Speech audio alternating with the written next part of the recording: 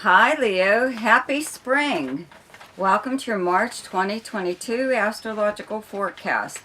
I think the big news for you is the fact that Venus and Mars are still traveling together, but on the 6th they move into Aquarius, okay, your opposite sign.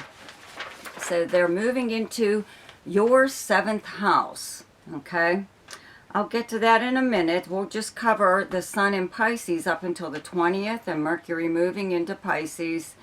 Um, let's see here on the 9th, and Jupiter and Neptune are already here.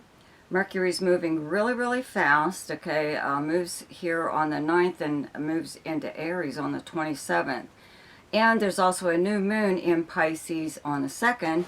And where you have Pisces in your chart is your 8th house, okay? Of shared resources, shared debt, property that you may possibly own with someone, bank accounts, credit cards, but it's also other people's money and resources, okay? Having Jupiter here does open up a lot of possibilities for you to benefit from a partner or someone else, someone other than yourself, okay? This is the house of legacies and inheritances, so you could have something like that going on in your future, even if not like right now. You could hear about something possibly if you had no idea that you were on the receiving end of any kind of inheritance, okay? This is also the house of like passive money coming to you through means other than earning it, such as settlements of any kind, like a legal settlement or an insurance payout. This could be, this could be something with even, I want to say, okay, just because the 6th house of the workplace and all that has been really crowded for you over so many years and whatever. Excuse me, and you may have actually even gotten hurt at work, or something work related made you ill. You might have had to fight all this time, to get your workman's compensation, or I don't know, in America we have Social Security benefits for disability. So something like that, may have taken all this time, and finally, maybe this is when you're on the receiving end of something like that, which is really good.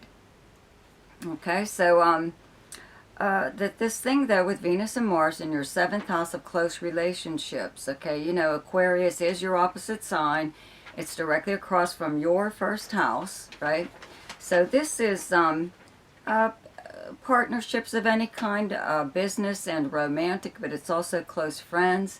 This is the house of open enemies or competitors, meaning that you do not get along with them and everybody's aware of that, okay? Both you and the open enemy, right? But all your friends and whatever, it's public knowledge, So a lot of times they start acting up, when Mars is in your 7th house. Whoever, even a close relationship or partnership is when people like come out of the woodwork to push your buttons, okay? But because Venus is traveling here at this very same time, if this is romantic, I would have to say that from anyone though, even it could be pretty blatant, but in a way somebody could try to use that passive aggressive kind of thing, just because, like I said, Venus is here kind of smoothing over whatever someone may be doing, no matter how aggressive it is. Like somebody could try to really get away with something right now by charming you,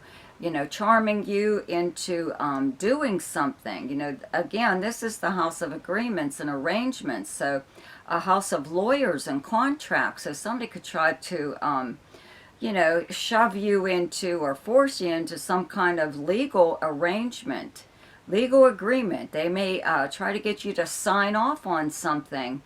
Again, we're back at the 8th house, some kind of settlement, right? Or you have to remember also that Saturn is still in Aquarius in this house. So it's making these people, okay, these kind of relationships in your life, either as far as romance goes or business goes, or even a friend. It makes them maybe a little bit more stable. You benefit some way in the fact that these people are reliable and loyal and, you know, whatever. But in other ways, sometimes it brings about, they're like burdensome, you know what I mean? They just weigh on you for whatever reason. And in fact, maybe you're the one that has to make all the decisions in the relationship, you know, business and or romantic. You know, it puts a lot of responsibility on your shoulders. Okay, so just again having this Mars and Venus here at the same time, somebody could be, you know, again, just trying to get you to agree to something. Okay, do something. You know, there's a new moon in Pisces on the 2nd, right, in your 8th house of other people's money and resources and just a benefit of some kind or other. Okay, so if you are getting any kind of money or anything at this time, you know, your friends or whomever may possibly know about it and might have, you know, designs on your money or your benefits, you know, whatever it is that you're getting. You know, they may have plans for you or plans for that money, you know, but it's yours, right? You know, something like that, okay? But I would have to say that new moon is when you would hopefully be on the receiving end of this inheritance or payout of whatever, you know, legal settlement or insurance payout. But there is a full moon on the 18th, okay, in your 2nd house of Virgo. They're directly across from each other. 2nd and 8th houses are the money houses.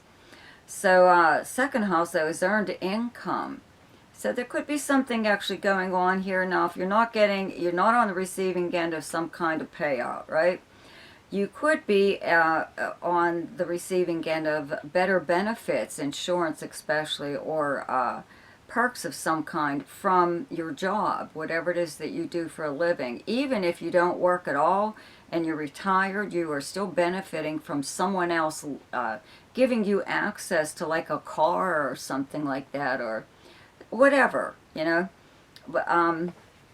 So around this full moon is when, you know, you could have been notified that you're on the receiving end of something, right? And it hasn't come in yet. So this is your time to like inquire about it or go after or chase something that belongs to you, okay? Money that's supposed to be due you. You want to know where it is. If you haven't received it by this full moon, okay, you want to know when is it coming in.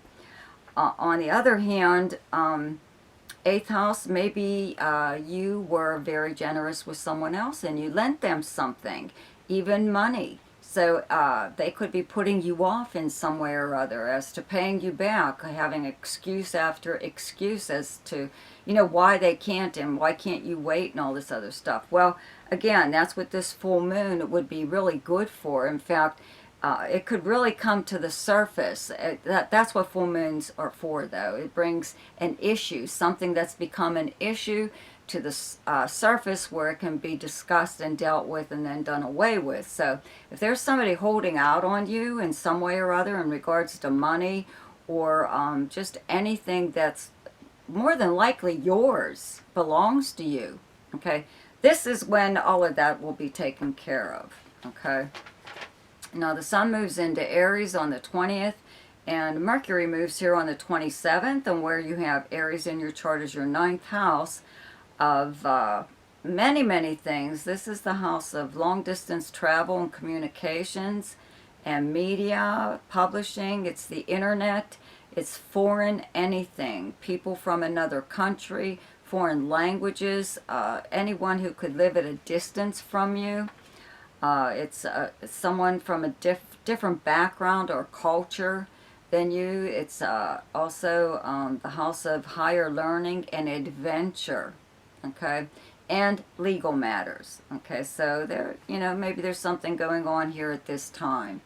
when that's continued. That's continued from this Venus and Mars in your seventh house, kind of like bringing something to light. If it is a contract or if it is like an arrangement that's a legal arrangement, somebody wants you to sign off on something. This would be the time that you'd really, really look into something like that. It's the best time for you to consult your own, like, lawyer, okay? So the best time to do something each month is when the moon is in your own sign, and the moon is in Leo on the 13th, 14th, and 15th. The best time to lay low is when the moon is in your opposite sign, and your opposite sign is Aquarius, and those dates are the 1st, 27th, and 28th. The best time for romance, recreation, creativity, fun, gambling or speculation, and anything to do with children is the 8th, 9th, 10th, 22nd, 23rd, and 24th. The best time for money is the 1st, 2nd, 3rd, 16th, 17th, 29th, and 30th. The best time for your career is the 6th, 7th, and 8th. And the best time for communication and travel is the 4th, 5th, 18th, 19th, and 20th. So I would like to thank my subscribers for your continued support and liking and sharing this video and commenting. If you're new to my channel and you like this video, please subscribe and leave me a comment and like and share this video. Okay, also check out my Ask Me a Question in the description box below there. It's for people who are only interested in maybe one or two things in regards to their chart. But if you would like to have your chart done or any other astrology services, there's a link there to my website. And also check out my weekly forecasts. Okay, so I will see you next week. Goodbye.